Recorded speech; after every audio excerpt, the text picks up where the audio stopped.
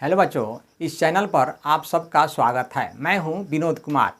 आज के इस वीडियो में हम लोग प्रॉपर्टीज ऑफ डिटर्मिनेंट पढ़ने जा रहे हैं। यह टॉपिक इतना इम्पोर्टेंट है कि इस प्रॉपर्टी के आधार पर बोर्ड में क्वेश्चन पूछे जाते हैं। यह चैप्टर डिटर्मिनेंट का है और ये क्लास 12 का है। इसके आज का जो वीडियो है वो सेकंड है। इसके पहले डिटर्मिनेंट पर हम एक वीडियो फर्स्ट बना चुके हैं। आपको डिस्क्रिप्शन में इसका लिंक मिल जाएगा या प्लेलिस्ट में जाकर आप सर्च कर सकते हैं। तो चलिए हम लोग शुरू करते हैं प्रॉपर्टीज ऑफ डिटर्मिनेंट। और इसमें पहला प्रॉपर्टीज डिटर्मिनेंट का क्या होता है सो देखेंगे। The values of determinant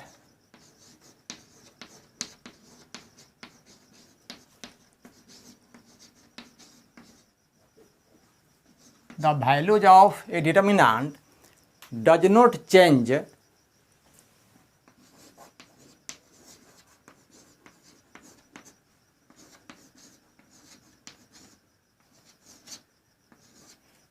if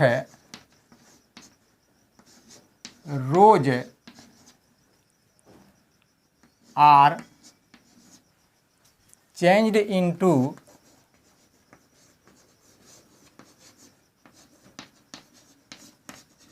corresponding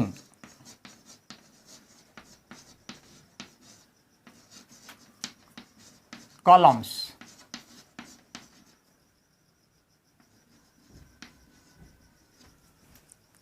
and vice versa। इसका मतलब ये हुआ कि किसी डिटर्मिनेंट का वैल्यू नहीं बदलता है यदि उसके रोज को कॉरेस्पॉन्डिंग कॉलम्स में बदल दिया जाए। यानी R1 को C1 बना दिया जाए, R2 को C2 बना दिया जाए और R3 को C3 बना दिया जाए। अगर 3/3 का डिटर्मिनेंट दिया हुआ है तब तो उस ऐसा करने से आपको डिटर्मिनेंट का वैल्यू चेंज नहीं होता है। And vice versa. अब वाइस वर्सा का मतलब इसका उल्टा भी ट्रू है। यानी कॉलम को करस्पॉन्डिंग रो में अगर हम चेंज कर देते हैं तो भी डिटर्मिनेंट का वैल्यू चेंज नहीं होता है। अब इसको एक एग्जाम्पल से हम समझते हैं।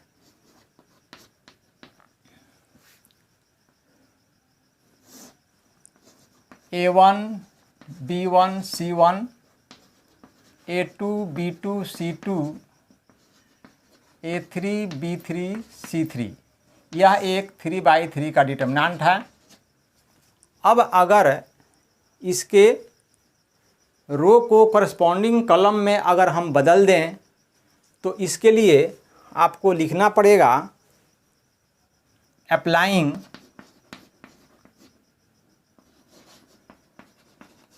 रो को कॉलम में बदलने पर उसके लिए लिखा है। रो को तो हम लोग R से डिनोट करते हैं और कॉलम में इसको हम भेज रहे हैं तो कॉलम को C से, तो R और C के बीच में दोनों तरफ तीर का निशान होगा। इसका मतलब है कि रो कॉलम में चेंज होने जा रहा है। तो जब रो कॉलम में चेंज होगा तो कॉलम भी रो में चेंज हो चुका होगा, है ना। तो इस तरह का जब हम लोग रो को कॉलम में चेंज करते हैं या कॉलम को रो में हम करस्पॉन्डिंग रो में चेंज करते हैं तो यही हम लोग सिंबल देते हैं। R दोनों तरफ से तीर का निशान C, है ना। तो इस तरह से अगर आप काम करते हैं तो अगर ये डेल्टा है तो ये R1 जो है C1 बन जाएगा।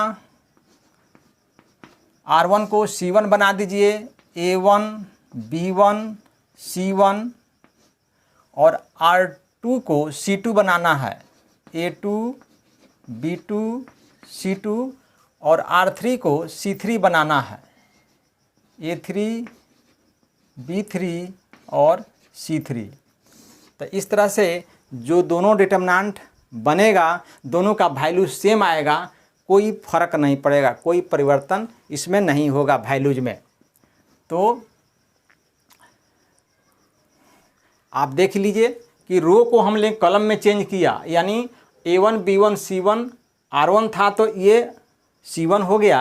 तो पहले जो C1 था A1 A2 A3, पहले जो C1 था वो भी तो अब R1 में चेंज हो गया है। देख लीजिए A1 A2 A3। इसलिए हम कह रहे हैं कि जब आप रो को कॉलम में चेंज करते हैं तो कॉलम भी ऑटोमेटिक जो है रो में चेंज हो जाएगा। तो इस तरह से ये आपका हुआ। अगर इस डिटर्मिनेंट को अगर हम A लिखें, डिटर्मिनेंट A, तो जब हम रो को कॉलम में चेंज करते हैं किसी स्क्वायर मैट्रिक्स को, तो उसको तो हम ट्रांसपोज मैट्रिक्स कहते हैं। जब रो को हम कॉरस्पॉन्डिंग कॉलम में चेंज करेंगे, यानी A का जो डिटर्मिनेंट का जो वैल्यू आया वह है A के ट्रांसपोज मैट्रिक्स के डिटर्मिनेंट के बराबर हुआ दोनों का वैल्यू। तो यह एक फार्मूला इसी प्रॉपर्टी के आधार पर निकल के आ रहा है कि ये हुआ, मान लीजिए डिटर्मिनेंट A, तो यह हुआ A के ट्रांसपोज का डिटर्मिनेंट, यह हुआ अगर डिटर्मिनेंट A, तो यह जो डिटर्मिनेंट हुआ वो A के ट्रांसपोज का डिटर्मिनेंट हुआ, क्योंकि रो को हम कॉलम में जब चेंज करते हैं तो वह ट्रांसपोज करना कहलाता है, ट्रांसपोज करना कहलाता है। तो ये जब दोनों का वैल्यू सेम होगा तो इसका भी दोनों का वैल्यू सेम होगा। तो इसी प्रॉपर्टी से हमको ये फार्मूला मिलता है। ये बड़ा इंपॉर्टेंट फार्मूला है जो कि बोर्ड के एग्जाम में पूछे जाते हैं। तो इस तरह से आपने समझ लिया, ये प्रॉपर्टी बढ़िया से समझ लिया।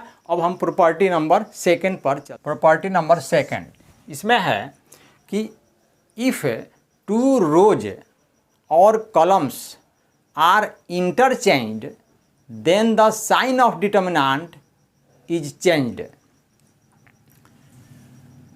If two rows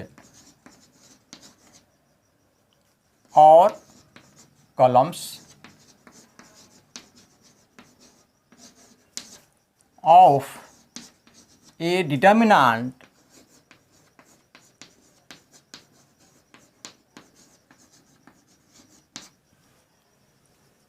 are interchanged,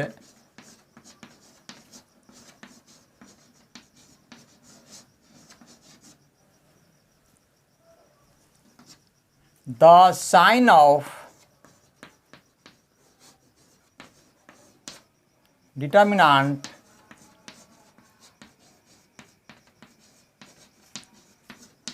is changed.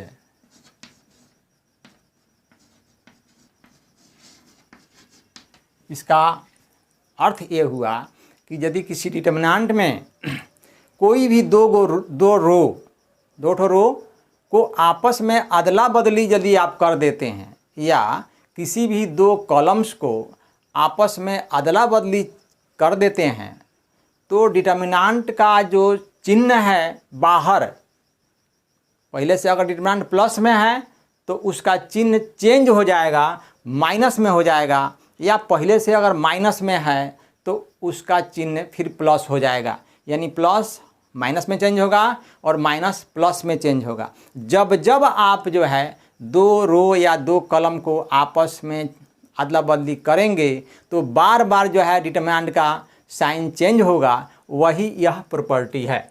If two रोज, दो रो या कॉलम्स, दो columns of a determinant are interchanged, interchange मतलब अदला बदली, R1 की जगह पर R3 रख दीजिए, R3 को उठा के R1 की जगह पर, या R1 को R2 की जगह पर, R2 को R1 की जगह पर, यानी आपस में अदला बदली यदि दो रो को कर दें या दो कॉलम को कर दें तो साइन यानी डिटर्मिनेंट का जो चिन्ह होता है साइन, वह चेंज हो जाएगा, प्लस चेंज होगा माइनस में और माइनस चेंज होगा प्लस में।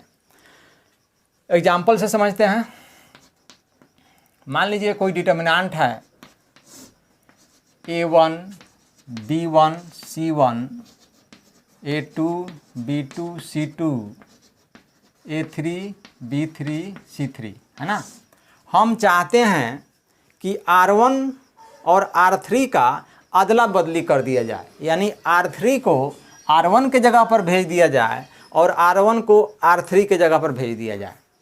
तो पहले इसका सिंबल क्या होगा, सिंबल तो लिखना होगा कि आप क्या करने जा रहे हैं। तो लिखेंगे अप्लाइंग, यदि आप R1 R3 को अदला बदली करने जा रहे हैं तो R1 और R3 के बीच में दोनों तरफ से तीर का निशान डालना होगा। यही सिंबल है अदला बदली का, है ना। तो R1 R3 को आप अदला बदली कर रहे हैं। डिटर्मिनेंट का यहाँ चिन्ह देखिए, डिटर्मिनेंट के बाहर यहाँ प्लस है ना। तो जब आप अदला बदली दो गो रो को कर रहे हैं तो यह जो डिटर्मिनेंट है उसका चिन्ह जो प्लस है वो अब माइनस हो जाएगा। ध्यान दीजिए, ये प्रॉपर्टी, ये प्लस चिन्ह जो है माइनस हो जाएगा। कब? जब आप कोई भी दो गो रो या दो ठो कॉलम को आप अदला बदली परस्पर जो है अदला बदली कर रहे हैं। तो अब देखिए क्या होगा, R3 को पूरा R3 में जो तीन ठो एलिमेंट है वो पूरा चले जाएंगे R1 के जगह पर, इस स्थान पर चले जाएंगे। यानी हम लिखेंगे A3 B3 C3 और ये बीच वाला जो R2 है, R2 का कोई यहाँ उल्लेख नहीं है तो R2 अपने जगह पर ही रहेगा। R2 का पोजीशन चेंज नहीं होगा तो A2 B2 C2 बीच में ही रहेगा, A2 B2 C2 और R1 चला आएगा R3 के जगह पर, यानी A1 B1 और C1। देख रहे हैं। तो इस तरह से प्लस था डिटर्मिनेंट का चिन्ह तो माइनस हो गया। अगर मान लीजिए इसमें हम दोबारा जो है किसी रो को अदला बदली करें, मान लीजिए कि आप जो है C1 C2 को अदला बदली कर रहे हैं, सपोज कीजिए C2 को उठा के C1 के जगह पर और C1 को उठा के C2 के जगह पर यदि आप रखें तो एक बार फिर जो है डिटर्मिनेंट का चिन्ह बदलेगा तो वो इस प्लस हो जाएगा। बार बार जितना बार आप चेंज करेंगे हर बार डिटर्मिनेंट का साइन चेंज होगा बाहर वाला। तो ये वाला प्रॉपर्टी है, बड़ा इम्पोर्टेंट है। और इसके बाद हम नेक्स्ट प्रॉपर्टी तीसरा नंबर पर चलते हैं। तीसरा प्रॉपर्टी है कि यदि किसी डिटर्मिनेंट का एनी टू रोज या एनी टू कॉलम्स आइडेंटिकल हो, यानी देखने में बिल्कुल समान हो, सदृश हो, एक समान हो, तो उस डिटर्मिनेंट का वैल्यू 0 होता है। यदि किसी, फिर से समझ लीजिए, यदि किसी डिटर्मिनेंट के कोई भी दो रो बिल्कुल समान हो, समान हम होगा तो हम लोग इसको आइडेंटिकल बोलते हैं या हिंदी में सदृश बोलते हैं। कोई भी दो रो आइडेंटिकल हो या दो कॉलम भी आइडेंटिकल हो, बिल्कुल समान हो, सदृश हो, तो पूरे डिटर्मिनेंट का वैल्यू 0 हो जाता है। लिखें इसको, इफ एनी टू रोज और कॉलम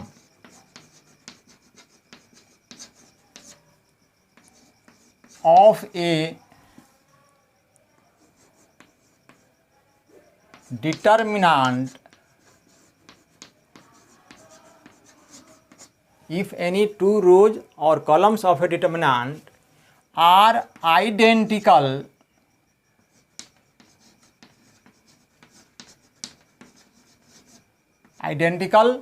or proportional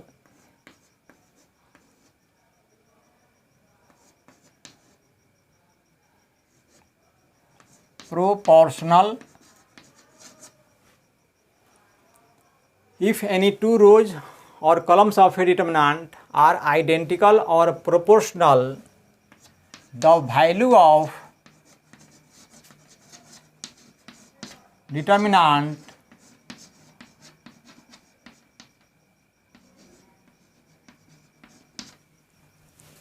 becomes 0.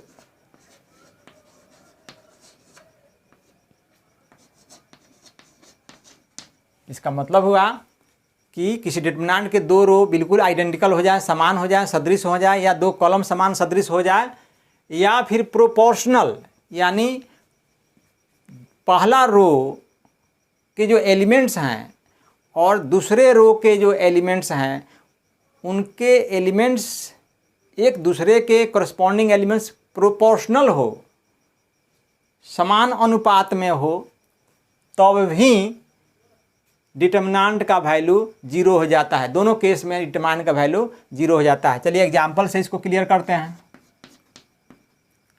मान लीजिए कोई डिटर्मिनेंट है और A1 B1 C1 A2 B2 C2 और R3 में A1 B1 C1 हो जाए। क्या देख रहे हैं? R1 के जो एलिमेंट्स हैं और R3 के जो एलिमेंट्स हैं बिल्कुल समान हैं, तो इसको कहेंगे, लिखेंगे R1 and R2 R3 R1 and R3 are identical.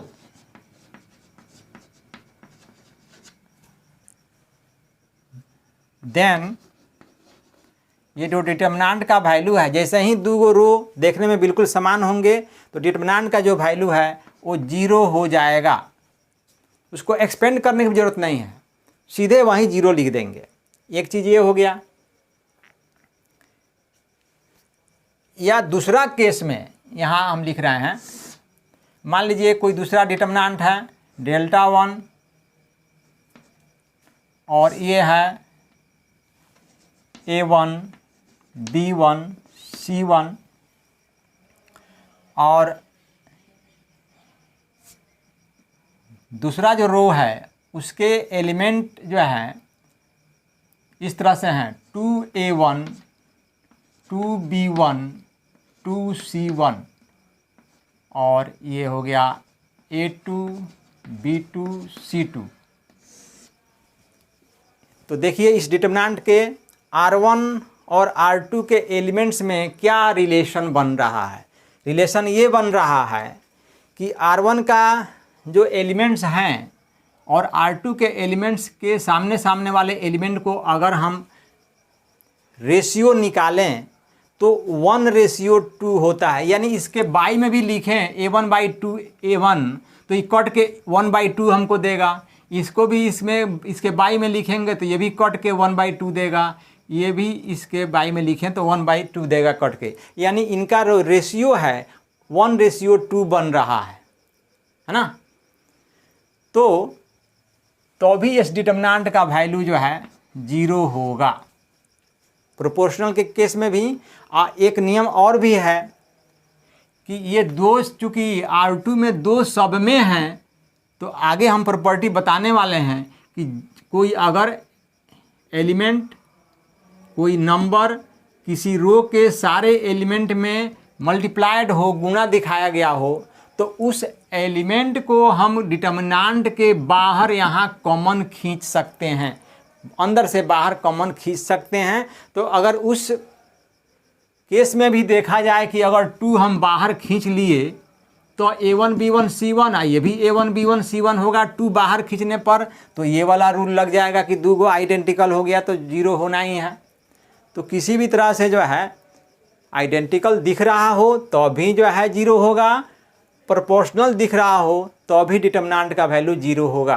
तो यह प्रॉपर्टी इस तरह से है। नेक्स्ट प्रॉपर्टी पे चलते हैं।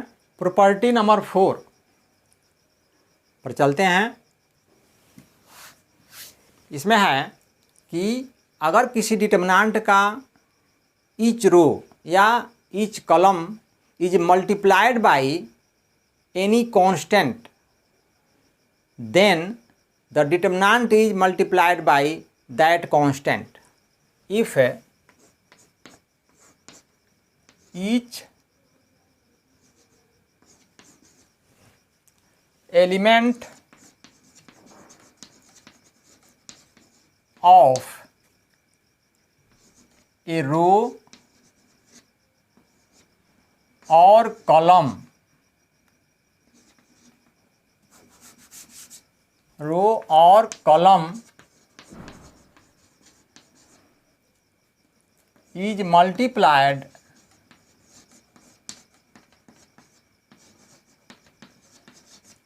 By some constant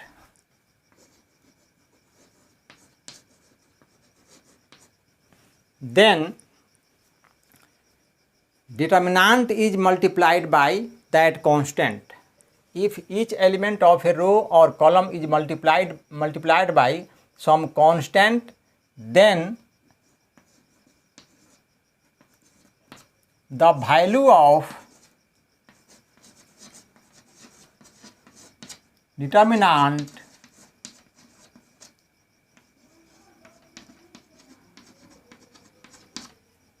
is multiplied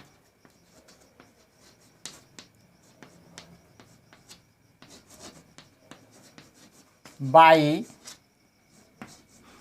that constant.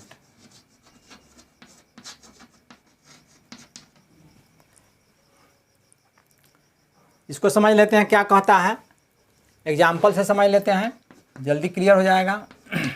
मान लीजिए ये कोई 3/3 का डिटर्मिनेंट है और इसके एलिमेंट्स जो हैं, मान लीजिए R1 के जो एलिमेंट्स हैं उस सब में K से गुना है, KA1, KB1, KC1। R1 में सब में K से मल्टीप्लाइड हुआ है सारे एलिमेंट्स R1 के, ईच एलिमेंट R1 के A2, B2, C2, A3, B3, C3। ये आप देख रहे हैं एक डिटर्मिनेंट हमने लिया है जिसमें R1 के जो ईच एलिमेंट है उसमें एगो K कांस्टेंट से, कोई कांस्टेंट है K, उससे मल्टीप्लाइड हुआ है। तो ये K को हम लोग अंदर से बाहर कॉमन खींच लेंगे तो वो K कहाँ जाएगा, डिटर्मिनेंट के बाहर, यहाँ मल्टीप्लाई में दिखाया जाएगा। तो कॉमन खींचने वाला जो ये सिस्टम है उसको एक नाम देना पड़ेगा ना, तो लिखेंगे टेकिंग K कॉमन फ्रॉम, आप R1 से कॉमन खींच रहे हैं तो फ्रॉम R1 लिख देंगे। तो यह जो है K यहाँ पर डिटर्मिनेंट के बाहर आ जाएगा तो यहाँ बच जाएगा A1, B1, C1, A2, B2, C2 और A3, B3, C3। तो इस तरह से आप देख रहे हैं कि ये जो डिटर्मिनेंट है वो उस कांस्टेंट से मल्टीप्लाइड हो गया। The value of determinant is multiplied by that constant, यानी इस डिटर्मिनेंट का जो वैल्यू है आएगा उसमें उस कांस्टेंट से यहाँ मल्टीप्लाई हो जाएगा। कॉमन खींचने वाला ये प्रॉपर्टी है, कॉमन खींच लिए। कभी कभी ऐसा होता है कि हम लोगों को अपने तरफ से डिटर्मिनेंट के किसी रो या किसी कॉलम में कोई डिजिट या नंबर से मल्टीप्लाई करना पड़ता है। जैसे मान लीजिए यहाँ हम दिखा रहे हैं कि डेल्टा है और इसमें हम चाहते हैं कि किसी रो में या किसी कॉलम में 5 से मल्टीप्लाई कर दिया जाए। तो यहाँ इसको देखिए, लिखेंगे कि मल्टीप्लाइंग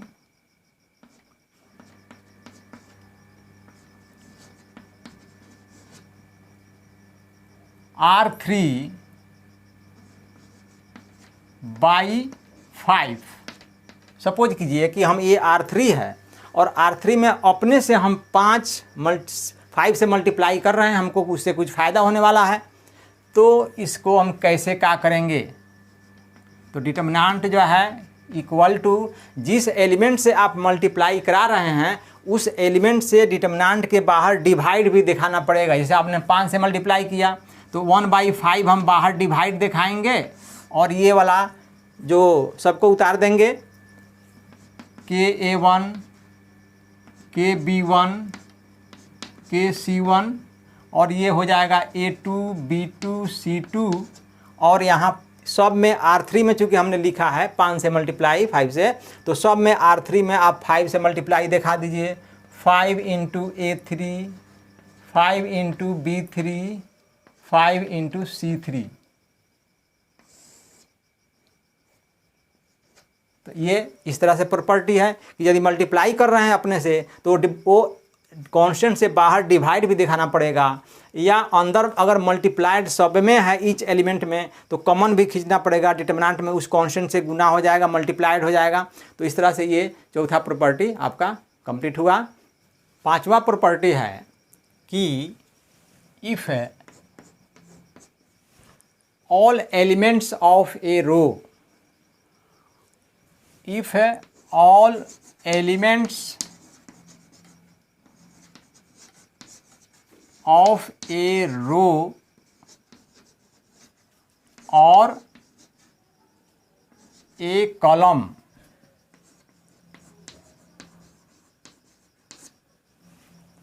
डिटर्मिनेंट के किसी रो के या किसी एक कॉलम के सभी एलिमेंट्स दो दो एलिमेंट के सम के रूप में लिखे गए हों तो उस एक सिंगल डिटर्मिनेंट को दो डिटर्मिनेंट में सेपरेट कर देंगे, ब्रेक कर देंगे, ये वाला प्रॉपर्टी है।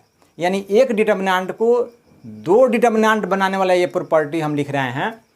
If all elements of a row और a column are sum of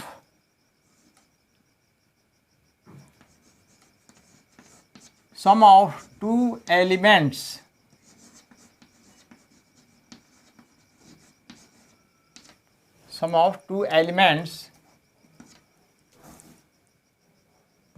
the determinant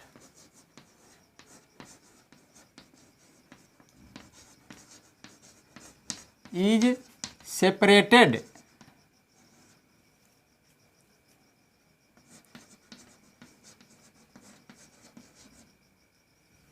as the sum of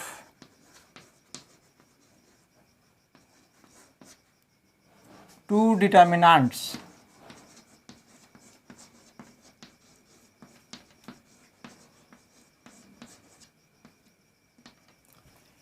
समझ लीजिए। If all elements of a row और a column are sum of two elements, यानी किसी रो के सारे एलिमेंट दो एलिमेंट्स के सम के रूप में लिखे गए हो, या किसी कॉलम के सारे एलिमेंट्स दो एलिमेंट्स के सम के रूप में लिखे गए हों, then the determinant is separated, वो जो दिया हुआ डिटर्मिनेंट है उसको बांट देंगे as the sum of two determinants, यानी दो डिटर्मिनेंट के सम के रूप में उसको हम लिख देंगे, बांट देंगे। ये वाला प्रॉपर्टी है। एग्जाम्पल से क्लियर करते हैं। मान लीजिए डिटर्मिनेंट जो है a1 प्लस के है, यहाँ a1 प्लस के है, यहाँ b1 है, यहाँ c1 है, यहाँ a2 प्लस h है, यहाँ b2 है, यहाँ c2 है, और यह है a3 प्लस मान लीजिए r, और यहाँ b3 b2 और यहाँ c3, इस तरह से है b3। तो ये डिटर्मिनेंट आप देख रहे हैं सामने है। इसमें r1 के सारे एलिमेंट्स, ऑल एलिमेंट्स जो r1 के हैं वो दो दो एलिमेंट के सम के रूप में लिखे गए हैं। तो यह जो सिंगल डिटर्मिनेंट है उसको दो डिटर्मिनेंट के सम के रूप में बांट देंगे, सेपरेट कर देंगे। तो कैसे, सो देखिए। पहला जो डिटर्मिनेंट हम ले रहे हैं उसमें पहला कतार का, ये जो आप सीधा सीधा देख रहे हैं ना, वो सीधा कतार का सारे एलिमेंट्स इसमें लिखने पड़ेंगे। यानी इसमें a1 b1 c1 डालना होगा, a1 b1 c1, और दूसरा कॉलम में a2 b2 c2, a2 b2 c2, और तीसरा कॉलम में a3 b3 c3, यानी a3 b3 c3। यह एक डिटर्मिनेंट हो गया। दो डिटर्मिनेंट के सम के रूप में हमको लिखना है, बांटना है, दो जगह ब्रेक करना है, तोड़ना है। तो एक डिटर्मिनेंट पहला हो गया, बीच में प्लस है तो यहाँ प्लस दे देंगे, और हम एक दूसरा डिटर्मिनेंट लिखेंगे। दूसरा डिटर्मिनेंट, उसके जो एलिमेंट्स होंगे वो कौन कौन होंगे, ये जो ग्रुप है ना दो दो का, उसका दूसरा पार्ट इसमें आएगा, यानी इसमें के आएगा, और B1 C1 चूँकि सिंगल सिंगल है तो वो भी आएगा, के B1 C1 हो गया। फिर ये C2 जो बनेगा इसका, वो HB2 C2, HB2 C2, और इसका जो C3 बनेगा वो RB3 C3, RB3 C3। तो देख रहे हैं, यह एक सिंगल डिटर्मिनेंट था पहले, उसको दो डिटर्मिनेंट के सम के रूप में एक्सप्रेस किया गया। तो यही वो प्रॉपर्टी है। क्या कहता है, all elements of a row are sum of two elements. All elements of a row, किसी रो के सारे एलिमेंट दो दो एलिमेंट के सम के रूप में लिखे गए हों, देन द डिटर्मिनेंट, ये जो सिंगल डिटर्मिनेंट है, इज सेपरेटेड, अलग अलग कर दिया जाता है, as the sum of two determinants, दो डिटर्मिनेंट्स के सम के रूप में अलग अलग बांट देते हैं। तो ये वाला प्रॉपर्टी काफ़ी इंपॉर्टेंट है, बहुत बार यूज होता है। अब हम नेक्स्ट प्रॉपर्टी 6 पर चलते हैं। छठा प्रॉपर्टी है कि the value of determinant remains the same. Determinant का वैल्यू कब नहीं बदलता है, वो लिख रहे हैं, the value of a determinant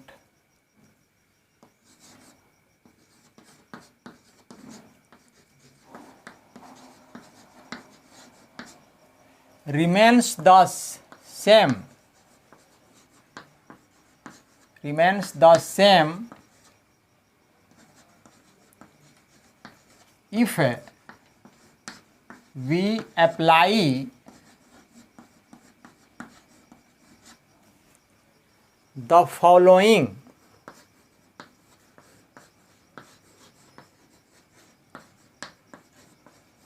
operations।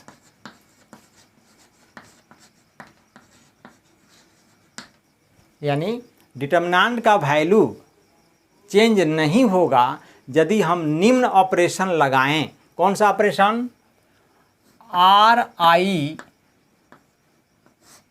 तीर का निशान, RI plus K into RJ, यही ऑपरेशन है। ऐसा क्रिया करने से हमको डिटर्मिनेंट का वैल्यू चेंज नहीं होगा। क्या है ये ऑपरेशन, थोड़ा इसको समझते हैं।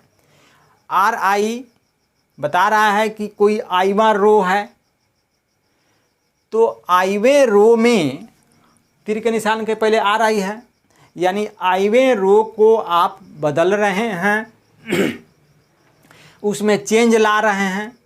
तीर के निशान के पहले जो रो लिखा जाता है, बदलाव उसी में होता है।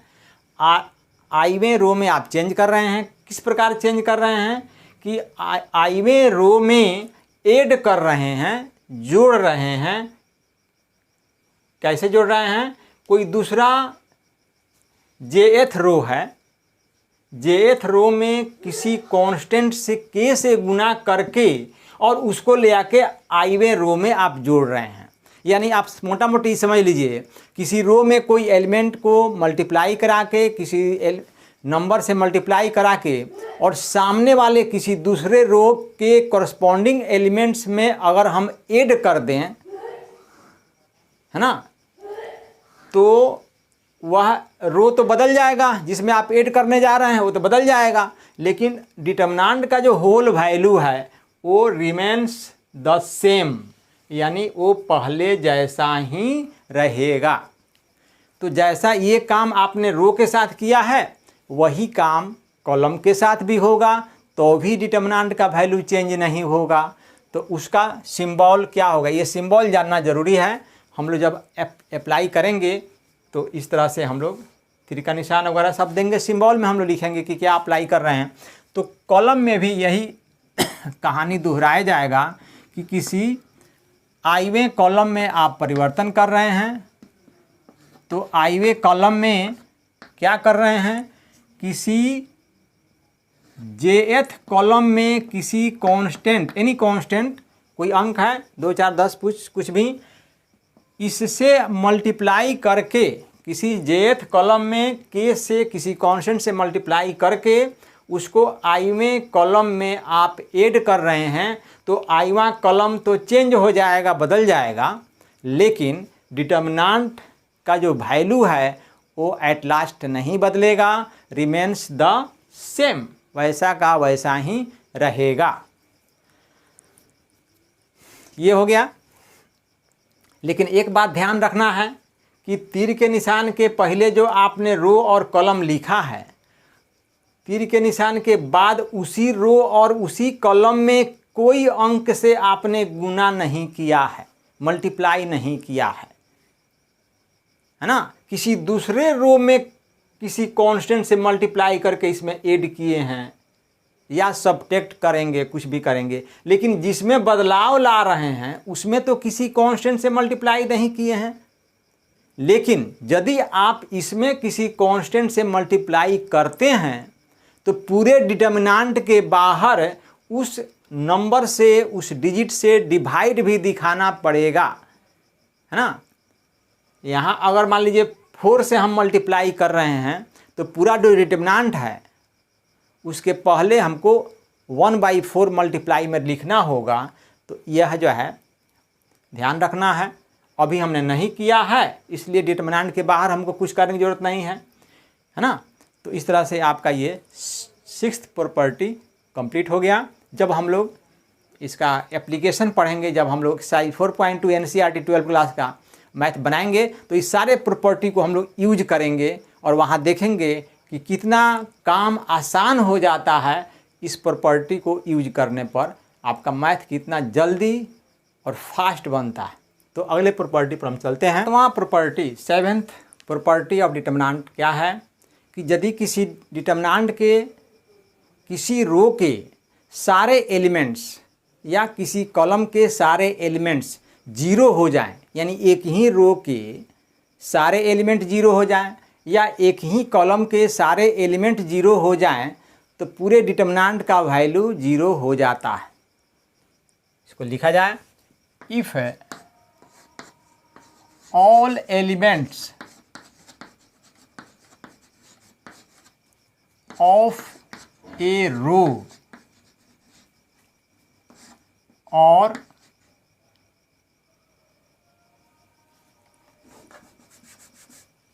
ए रो और a column, if all elements of a row और a column are zeros,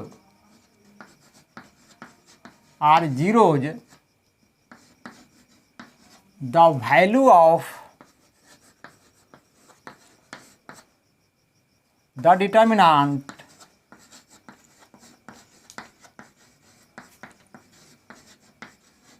becomes 0।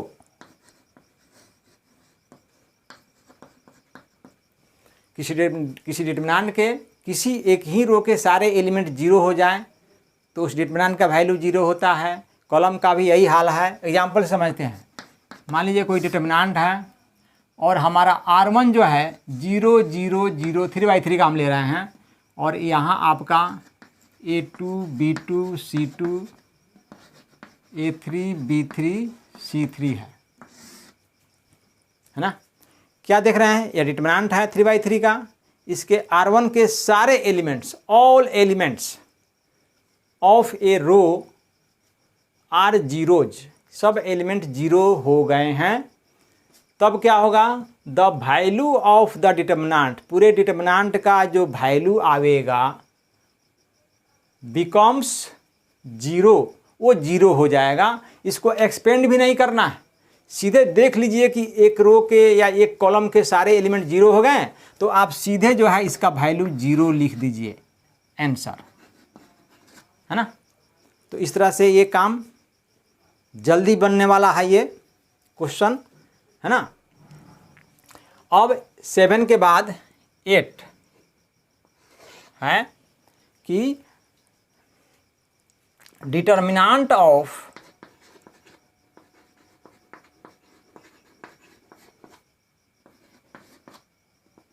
Skew symmetric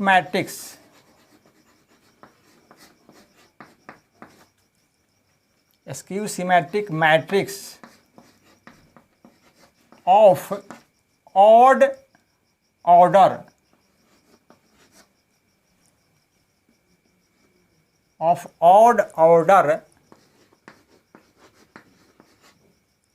is 0। ये देख लीजिए, किसी स्क्यू सिमेट्रिक मैट्रिक्स, जो स्क्यू सिमेट्रिक मैट्रिक्स होता है वह तो पहले स्क्वायर मैट्रिक्स होता है।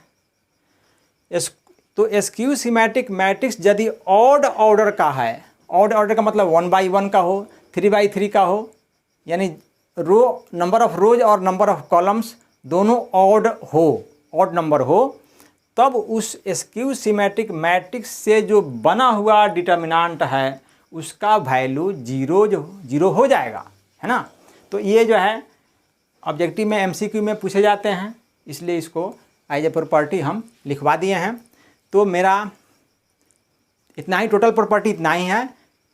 अगर मेरा पढ़ाई आपको समझ में आ रहा है तो मेरे चैनल को लाइक, सब्सक्राइब और अपने दोस्तों में शेयर कर दीजिए। अगर आपका कुछ छूट गया है तो मेरे प्लेलिस्ट में जाकर सर्च कर लीजिए, डिस्क्रिप्शन देख लीजिए और आप अपना मेरे वीडियो लगातार सारे देखते रहिए। रेगुलर अपडेट पाने के लिए आप जो है ये लाइक, सब्सक्राइब भी करना ना भूलें। नेक्स्ट वीडियो में हम जल्द मिलेंगे।